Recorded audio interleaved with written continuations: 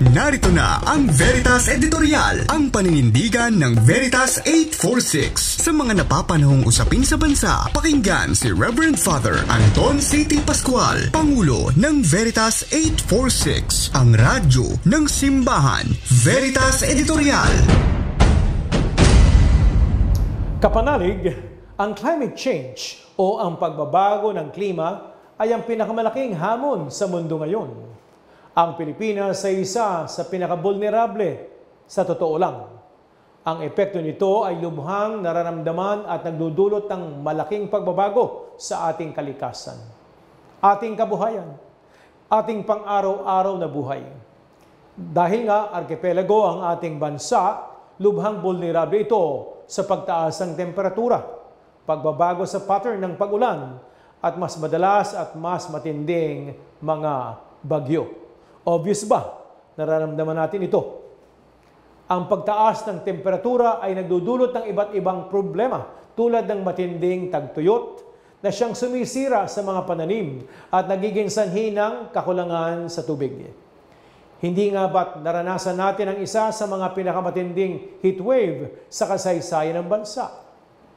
Ang pagbabago naman sa pattern ng pag-ulan ay nagdudulot ng mas madalas at matinding pagbaha na siyang sumisira sa mga tahanan at infrastruktura.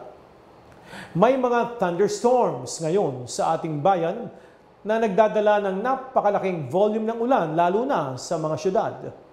Bukod pa dito, ng pagtaas ng antas ng dagat ay nagbabanta sa mga baybaying komunidad, nagdudulot ng pagkasira ng mga bakawan at coral reefs na mahalaga sa ating ecosystem. Ang mga bagyo ay isa pang malalang epekto ng climate change.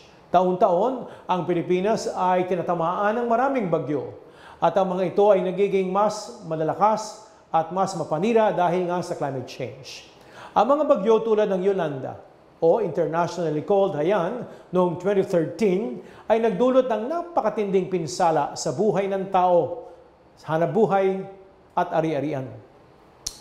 Upang harapin ang mga hamon ng climate change, kinakailangan ng sama-samang pagkilos ng pamahalaan, pribadong sektor at ng bawat mamamayan, lalo-lalo na ang social sector, kasama ng simbahan. Ilan sa ating maaaring gawin ay magtanim ng puno at pangalagaan ng kagubatan. Ang pagtatanim ng puno ay isang mabisang paraan upang mapababa ang konsentrasyon ng carbon dioxide sa atmosphere. Ang mga puno ay tumutulong din sa pag-iwas sa pagbaha at pagguho ng lupa na nakita na natin sa mga nakaraang dekadang bagyo. Huwag kalbuhin ang ating mga bundok sa totoo lang. Maaari din tayong magtataguyod ng merkado para sa renewable energy. Ang paggamit ng mga renewable energy sources tulad nga ng solar, wind, hydropower ay babawas sa ating dependence sa crudo o fossils na pangunahing sanhi ng greenhouse gas emissions sa kasalukuyan.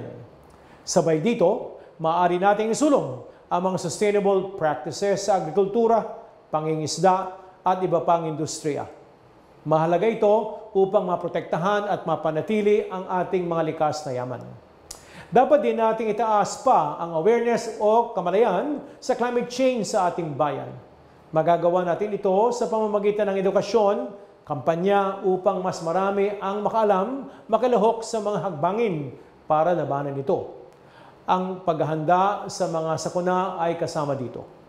Ang pagkakaroon ng maayos na disaster preparedness plan ay mahalaga upang mabawasan kapanalig ang pinsalang dulot ng mga sakuna.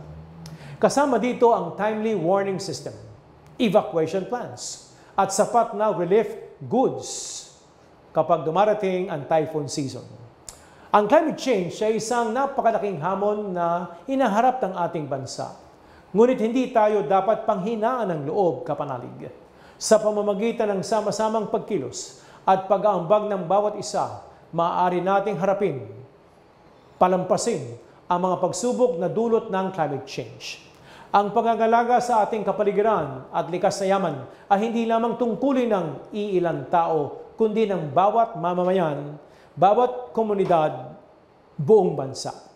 Sa pamamagitan ng tamang kaalaman, disiplina, pakikipagtulungan, makakamit natin ang isang ligtas at matatag na kinabukasan para sa ating bansa at sa susunod na salit-saling lahi. Sabi nga sa Global Climate Change, a plea for dialogue, prudence, and the common good. True stewardship inquires changes in human actions, both in moral behavior and technical advancement. A renewed sense of sacrifice and restraint could make an essential contribution to addressing global climate change. Kapanalig, we are here together. Walang iwanan.